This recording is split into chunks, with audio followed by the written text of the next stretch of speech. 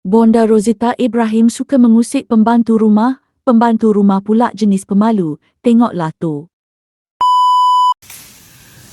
Di dalam rumah ini terdapat ada beramai wanita. Yang mau yang bagai ya? Yang badannya seperti Abang Sado. Yang kurus seperti ini.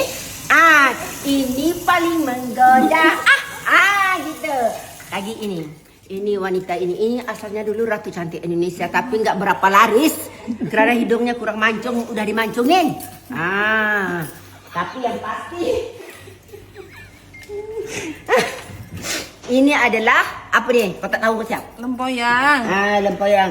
Ini bisa apa? Perutnya kepis, kempus. Gitu.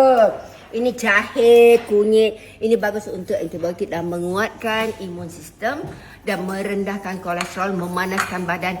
Dan kalau orang selalu makan lempoyang, dia akan awet muda. Jadi saya nak bagi siapa ni? Saya makan sikit, suami saya makan banyak. Kenapa? Dia juga bagus untuk